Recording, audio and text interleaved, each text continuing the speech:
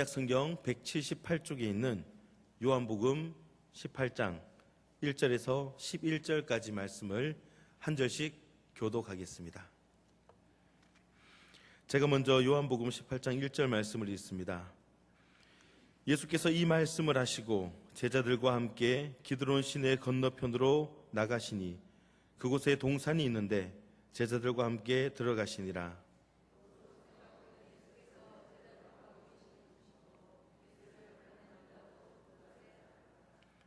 유다가 군대와 대제사장들과 바리새인들에게서 얻은 아랫 사람들을 데리고 등과 횃불과 무기를 가지고 그리로 오는지라.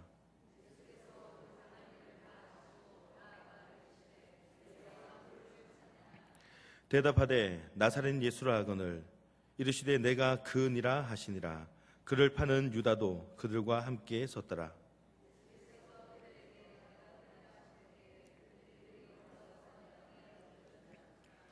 이에 다시 누구를 찾느냐고 물으신대 그들이 말하되 나사렛 예수라 하거늘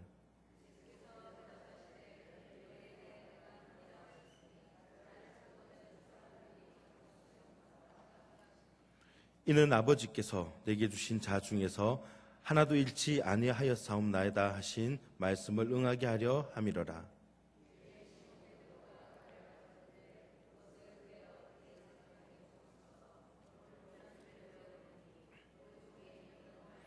함께 했습니다. 예수께서 베드로더러 이르시되 칼을 칼집에 꽂으라. 아버지께서 주신 잔을 내가 마시지 아니하겠느냐 하시니라. 아멘. 겨울철이 되면은 제가 좋아하는 건 아니고요. 겨울철의 음식 가운데에 과메기라는 것이 있습니다. 과메기 다들 잘 알고 계시죠? 저는 개인적으로 조금 비릿한 맛 때문에 잘 안 좋아합니다. 근데 과메기를 뭐로 만드는지는 알고 계십니까? 예, 맞아요. 꽁치로 만들고요. 청어로 만듭니다. 얼렸다가 녹였다가 겨울바람에 계속 반복해서 건조한 게 바로 과메기인데요. 근데 이 과메기, 이 청어라는 것이 물론 꽁치도 그렇게 해당이 되지만 원래는 과메기를 청어로 만든다라고 얘기를 합니다. 이 청어는 차가운 이 바닥에서 이렇게 많이 잡히는데요. 영국에서 이렇게 청어잡이 배가 청어를 잡아서 이제 시장으로 가지고 올 때에 이 청어가 쉽게 죽는다고 해요. 우리 등푸른 생선이 성질이 급해서 빨리 죽는다고 하는데 유독 어떤 선장만 이 시장까지 가져올 때까지 청어가 죽지 않고 살아있더라는 겁니다. 어떻게 살아있을까? 그것을 사람들이 궁금해서 물어보자 이 선장은 청어가 들어있는 수조에 청어의 천적이라고 할 수 있는 큰 메기를 몇 마리 집어넣는다고 합니다. 그러면 이 청어들이 그 수조 안에서 안 잡아먹히려고 죽지 않으려고 계속 헤엄치고 그렇게 산대요. 그래서 산지까지 이제 시장까지 도착할 때까지 청어가 죽지 않고 도달할 수 있다고 얘기를 합니다. 청어는 이 메기를 봤을 때 하나의 고난이 될 수가 있습니다. 어려움이 될 수가 있죠. 하지만 그 고난이 결국 청어를 살리는 것이기도 한다는 것입니다. 우리는 고난이라고 얘기하면은 아이고 나 죽겠네, 나 못 살겠네, 어렵네, 아이고 힘들다라고 얘기하지만 그런 고난 가운데에서 우리를 살리는 고난도 있다라는 사실입니다. 오늘 본문은 예수님께서 겟세마네 동산에서 십자가에 달리시기 위해서 붙들리는 그런 장면입니다. 예수님은 사실 이미 이렇게 붙잡힐 거를 알고 계셨지만 피하지 않고 순수히 고난을 당하셨습니다. 왜 그러셨냐면은 예수님은 십자가의 유익을 이미 아셨고 이 십자가의 고난이 하나님께서 허락하신 그런 고난이라는 것을 믿으셨기 때문입니다. 그렇게 예수님께서는 십자가를 지시는 고난을 통하여서 온 인류에게 구원의 길을 열어주신 것 같이 우리에게도 어떤 생명의 역사가 일어나기 위해서는 하나님께서 허락하시는 고난이 있다라는 것입니다. 즉 우리를 더 좋게 하기 위해서, 더 살리게 하기 위해서 주시는 고난이 있다라는 겁니다.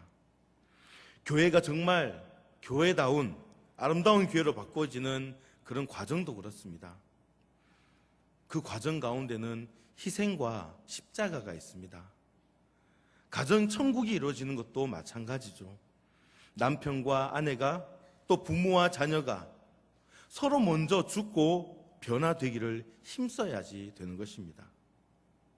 이처럼 구원의 역사와 부활의 승리를 앞두고 십자가의 고난이 있어야 했던 것처럼 우리가 하나님 앞에 바로 살려고 하고 정말 복된 그런 삶을 살려고 할 때 이 고난도 온다라는 그 사실을 우리는 꼭 기억을 해야 됩니다. 그렇다면은 어찌됐건 이 고난이 올 때에 사실 그래요. 물론 우리에게 유익한 그런 고난, 하나님께서 허락하시는 고난이긴 하지만 그래도 좀 살살, 좀 안 힘들게, 안 아프게 그렇게 오면 안 되겠습니까? 라고 그렇게 생각을 할 수도 있잖아요. 그러면서 이 고난, 하지만 여러분, 이 고난 피할 수는 있을까요? 하나님께서 우리 잘 되라고 주시는 그 고난에 대해서 우리가 피할 수 있을까요? 피할 수 없습니다. 고난을 피할 수가 없어요. 예수님께서도 십자가를 피할 수 없었듯이, 피할 수 없었다라기보다 피하지 않으셨죠. 피하지 않으셨던 것처럼 우리에게도 피해서는 안 되는 그런 고난이 있습니다. 그래서 오늘 겟세마네에서 예수님을 바라보면서 우리가 믿음으로 살려야 할 때 다가오는 고난에 대해서 우리는 어떻게 대해야 되고 또 어떻게 그 고난을 이겨야 되는지 오늘 말씀을 전하고자 합니다. 이 시간 내게 고난이 찾아올 때, 내게 고난이 찾아올 때라는 제목으로 말씀을 나눌 때에 함께 은혜 받는 귀한 시간 될 수 있기를 소망합니다. 첫 번째로 나에게 고난이 찾아올 때 우리는 고난을 담대히 받아들여야 됩니다. 우리 4절 말씀 다시 한번 보겠습니다. 예수께서 그 당할 일을 다 하시고, 아멘. 예수님께는 그 십자가가 피할 수 없는 고난인 줄 아시고 고난을 향해서 담대히 나가셨습니다. 예수님이 십자가를 지시기에 앞서서 사실 겟세마네 동산에서 인간적인 고뇌가 있었다라는 것, 그 인간적인 생각을 가지고 하나님께 매달리고 기도했다라는 것, 오늘 요한복음서보다는 다른 복음서에서 그 사실을 확인할 수가 있습니다. 정말 인간적인 부분에 대해서 얘기를 하고 있어요. 그도 그럴 것이 예수님은 이제 십자가를 지는 과정부터 이 세상 모든 죄인을 대신해서 죄인 취급을 당하는 겁니다. 하나님께서 주시는 그런 고난이지만 하나님께서는 그래 내가 주는 고난이니까 내가 이미 상황은 알고 있으니까 대충 그렇게 하시지 않으셨어요. 정말 죄인 취급하듯이 예수님을 매몰차게 하나님께서는 그렇게 대하셨습니다. 여러분, 자신의 죄가 만천하에 이렇게 다 알려지고 그 죄에 대해서 무서운 추궁을 받는다면 여러분들은 그런 경험이 있으십니까? 옛날 사극을 보게 되면은 막 추궁하는 장면이 나오잖아요. 너 이런 죄를 지었지? 그런 정죄를 받아보셨습니까? 죄인이 된다는 것은 정말 무서운 일입니다. 얼마나 무서운가? 정말 죄인이 되었을 때에 예전에는 범법자들을 처벌하였을 때에 돌질을 했어요. 또 막 때리기도 합니다. 요즘 북한의 인권이라고 많이 얘기하는데 지금 또 탈북자들의 이야기를 들어보면은 북한에서는 정말 아무것도 아닌 그런 일을 가지고 사람을 몰아세우고 때려가며 팔이 다 탈골이 될 정도로 부러질 정도로 그렇게 매질을 한다라고 합니다. 죄인이 되었을 때에 그런 무서운 결과가 있어요. 그뿐만이 아니죠. 한때는 내가 존경을 받았던 그런 상황이었고 나를 존경해 줬던 사람들로 하여금 눈초리를 받게 된다는 것, 그런 비판의 눈초리를 받게 된다는 것, 정죄의 눈초리를 받게 된다는 것, 그렇기 때문에 죄인이 된다는 것은 너무나 어려운 것입니다. 너무나 힘든 일이에요. 죄인은 이처럼 고통스러운 것입니다. 그런데 예수님은 어떤 것입니까? 이 세상 모든 사람들의 죄를 대신 짊어지셨다는 것입니다. 자기가 자신의 어떤 죄값을 치르는 것도 얼마나 고통스러운 일인데 예수님께서는 자신의 죄가 아니라 사람들의 죄를 대신해서 온 인류가 당할 모든 죄값을 다 지셔야 하는 것, 얼마나 고통스러운 일이었을까요? 그래서 예수님께서는 다른 복음서에서 얘기할 때에 아버지, 만일 할 만하시거든 이 잔을 내게서 지나가게 해달라고. 내가 이거 지금 받는 거 맞는데 근데 정말 그래야 됩니까? 나 너무 힘듭니다. 무섭습니다. 이 잔을 지나가게 해달라고 그렇게 말씀을 하셨습니다. 그만큼 고통스러웠던 거죠. 그러나 최종 결론은 분명했습니다. 그것은 예수님께 십자가를 지셔야 한다는 것이죠. 그렇지 않으면 죄로 인해서 멸망할 전 인류를 구원할 방법이 없었기 때문입니다.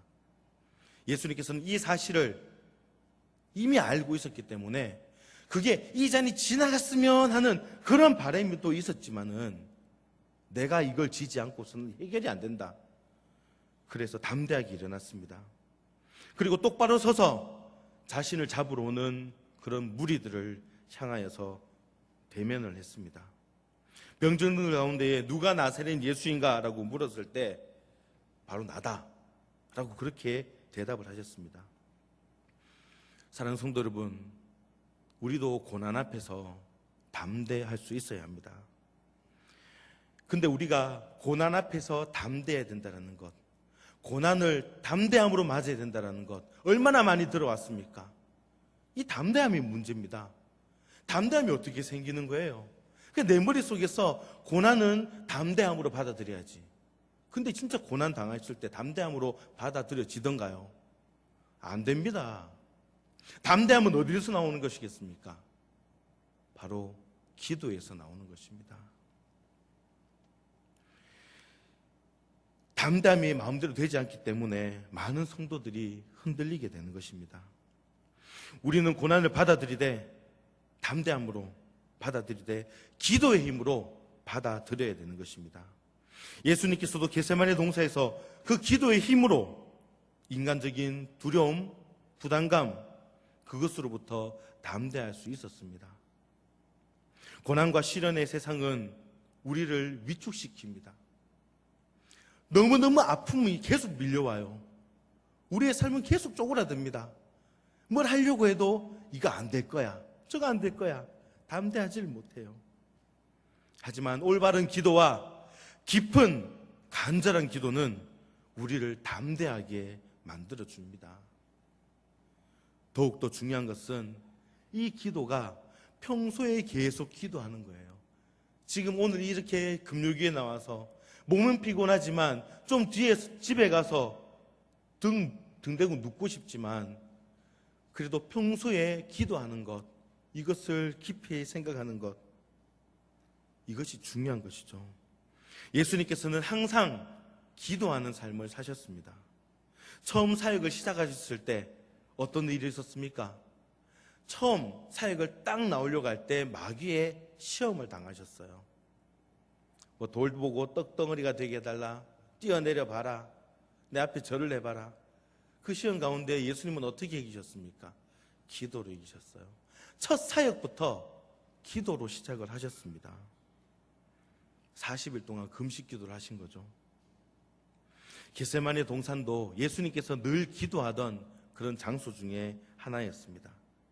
그렇기 때문에 십자가 지는 이 어려움 앞에서 기도로 승리할 수 있었던 것입니다.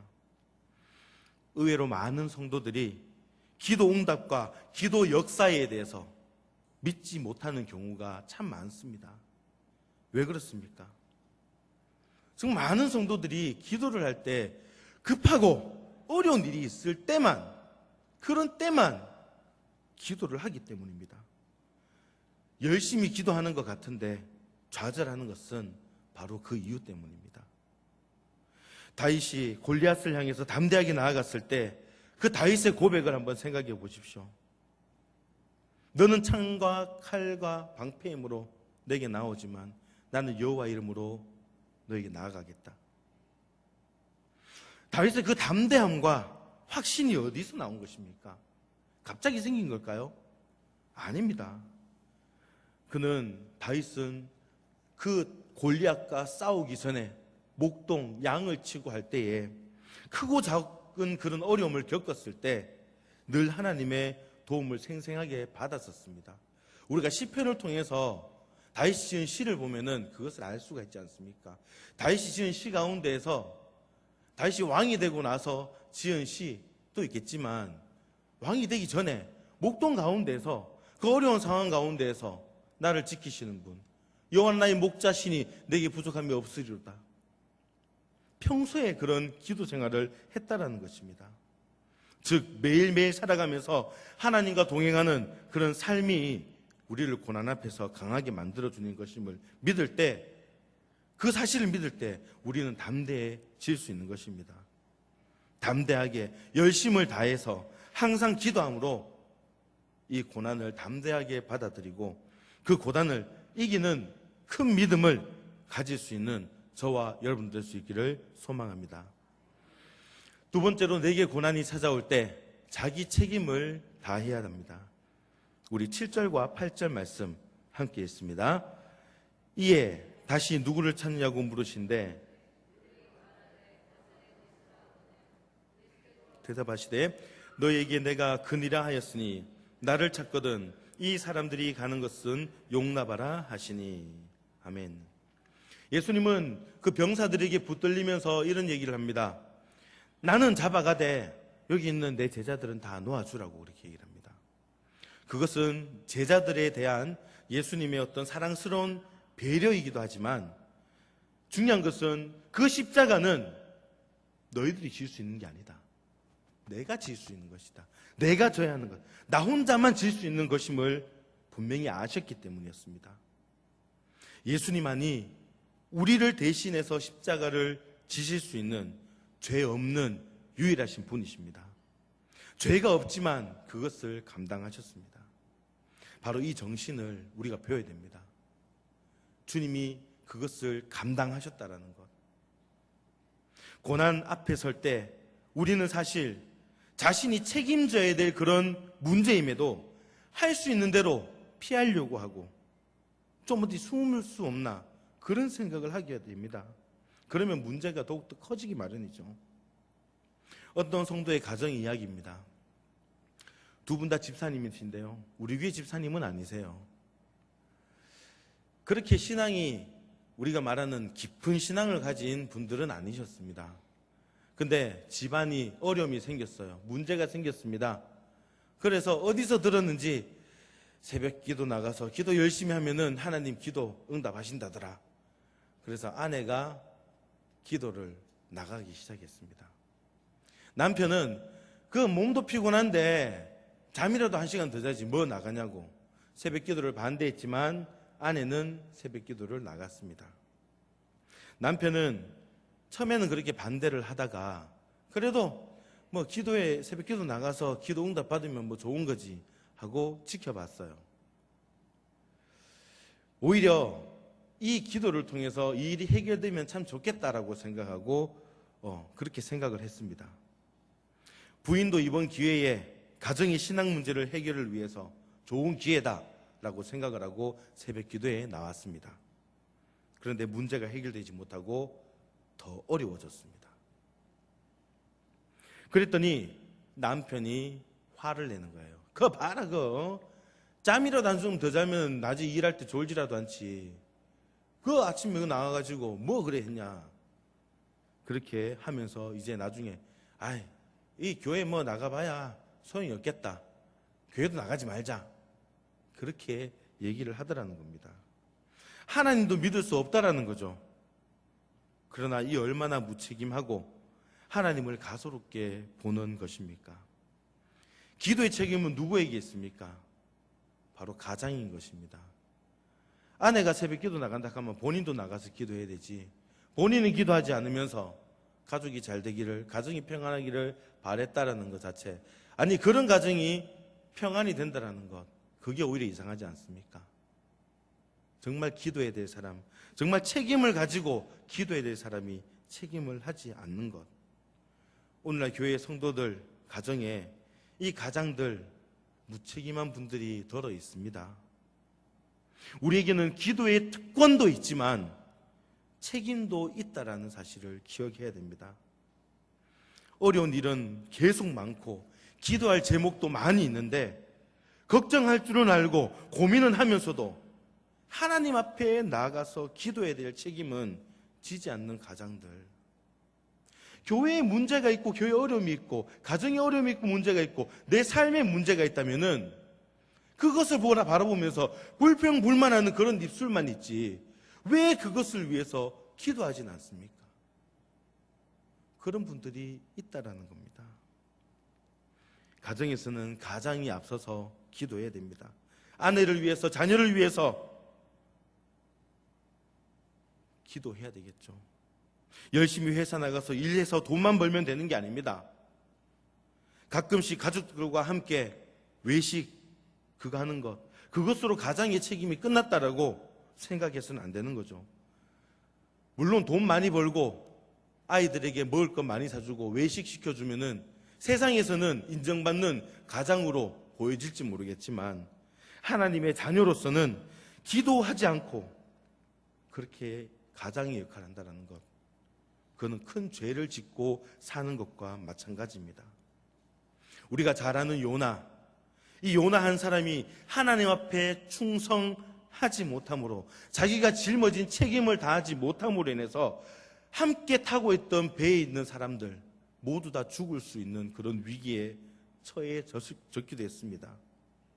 아간 한 사람 때문에, 그 죄 때문에 이스라엘 백성이 망하였습니다. 다윗 왕도 하나님 앞에서 범죄할 때 다윗 왕으로 인해서 7만 명이나 되는 사람들, 이스라엘 백성들이 죽게 되었습니다.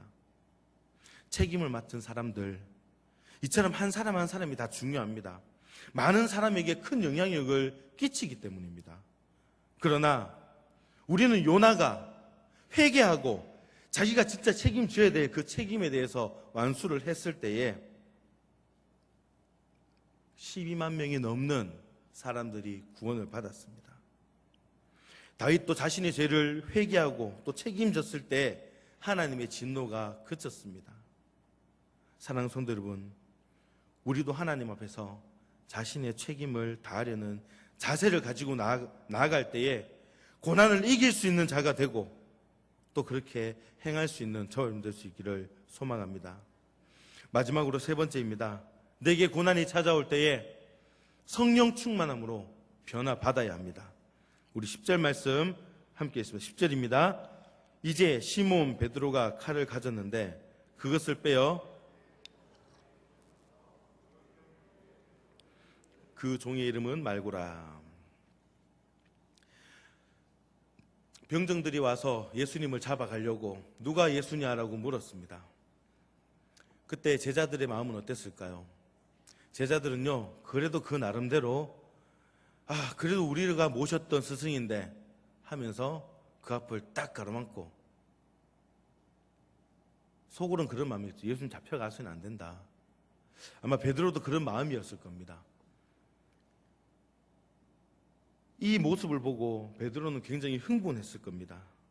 예수님 어떻게 해서든지 지키고 이 고난 가운데서, 이 상황 가운데서 구출하고 싶었을 거예요. 그래서 검을 휘둘렀습니다. 그러나 그것은 결코 예수님을 돕는 일이 되지 못했습니다. 오히려 예수님이 하시는 일에 대해서 방해를 한 것이 됩니다. 예수님의 말씀은 단지 네 검을 다시 칼집에 꽂으라라고 얘기했습니다. 베드로는 왜 예수님이 자신을 그렇게 막으려고 하는지 굉장히 답답했을 겁니다. 오히려 자신을 위해서 나서서 뭔가 해줄 때 오히려 기뻐하지 않았을까라고 베드로는 생각했지만 예수님은 그러지 않았어요. 그 모습 볼 때 베드로는 얼마나 왜 그러시지? 이렇게 생각하지 않았을까요? 베드로에게 예수님을 사랑하고 열정이 있었음에도 불구하고 쓰임받지 못했습니다. 왜 그랬을까요? 바로 성령 충만으로 변화받지 못했기 때문입니다. 변화받지 못한 상태에서 내가 가지고 있는 것, 아무리 많은 것이 있다 할지라도 하나님의 일에 대해서 쓰임받아 보려고 하거나 교회를 위해서 봉사할 때 내가 변화받지 못한 상황에서 아무리 재주가 많아도 하나님은 쓰시지 않습니다. 베드로처럼 하나님의 뜻도 모르고 오히려 방해만 놓는 그런 문제만 일으키기 때문입니다. 성령의 사람이 되지 못하면은 다른 일은 다 해도 십자가는 질 수가 없는 거예요. 교회 헌신, 봉사하는 것을 가만히 보면 다 잘하가라고도 십자가를 져야 되는 그런 일이 생기면은 슬그머니 도중에 빠지는 사람들을 보게 됩니다. 아직 자신의 인간적인 힘으로만 신앙생활을 하려고 하는 사람들입니다. 이 일이 있기 직전에 예수님께서 베드로와 제자들에게 그렇게 기도하라고 예수님이 말씀하셨습니다. 그러나 그들은 졸음을 이기지 못하여서 잠이 들었던 것을 우리는 잘 알고 있습니다. 이 제자들이 마음이 없었던 것은 아니에요. 아니, 그 마음과 열정은 정말 대단했습니다. 마태복음 26장 33절에서는 다 주를 버릴지라도 나는 언제든지 버리지 않겠습니다라고 엄청난 열정을 가지고 베드로가 얘기를 했습니다. 베드로의 그 마음이야 예수님을 기쁘게 했을 겁니다. 그러나 예수님은 베드로가 아무리 그렇게 하려고 한다 한들 그렇게 할 수 없고 그럴수록 더욱 실수와 좌절을 많이 겪을 것을 알고 계셨습니다. 왜냐하면 성령 충만하지 못한 상황이었기 때문에. 성령에 의지하는 우리의 재산, 우리의 용기, 우리의 능력, 이런 것이 얼마나 초라한 것인지 모릅니다. 그래서 예수님은 베드로 앞에서 예언하시기를 네가 진실로 내게 이르노니 오늘 밤 닭이 울기 전에 3번 나를 부인하니라 라고 그렇게 말씀하셨습니다. 너무나 안타깝지만 우리는 정말 하고자 하는 그런 마음은 있지만 성령 충만함으로 변화되지 않은 상황 가운데서는 지금 베드로의 이 모습이 우리의 모습이라는 것입니다. 베드로도 예수님의 말씀을 이해하지 못했습니다. 그래서 화가 났는지도 모릅니다. 오기가 생겼는지도 모릅니다. 그래서 다시 다짐하기를 내가 주와 함께 죽을지언정 주를 부인하지 않겠습니다라고 대답을 했습니다. 다른 제자들도 마찬가지로 다 그렇게 동참을 했어요. 근데 그렇게 호언장담하고 죽을 각오로 했던 이 베드로와 제자들은 죽음은커녕 우습게도 졸음에 지고 만 것입니다. 기도해야 할 때 기도하지 못한 것입니다. 마음으로는 다 할 것 같아요. 충성스러운 결심도 해봅니다. 그러나 하나님은 그 말뿐인 충성을 믿지 않으십니다. 졸음조차 이기지 못하는 그런 형편이라는 것을 알고 있기 때문입니다. 하지만 베드로의 삶은 성령 충만하지 못했을 때 그때는 예수님이 하는 일에 대해서는 하나의 벽이 되고 하나의 걸림돌이 되고 많았지만 베드로의 삶이 여기서 끝난 것은 아니었습니다. 그는 그 이후 예수님 부활 승천을 보고 약속하고 지시하는 대로 마가 다락방에서 모여서 성령 충만을 사모하면서 기다렸습니다. 그리고 성령 충만함을 그때 받았습니다. 그 이후에 베드로는 어떻게 변했습니까? 작은 여종 앞에서 예수님을 3번 부인했던 그 모습의 베드로가 어디 나가 설교하면은 3,000명, 5,000명 그렇게 구원시키는 사도가 되었고 정말 순교로 그 사명을 마치는 대역사를 감당했던 것입니다.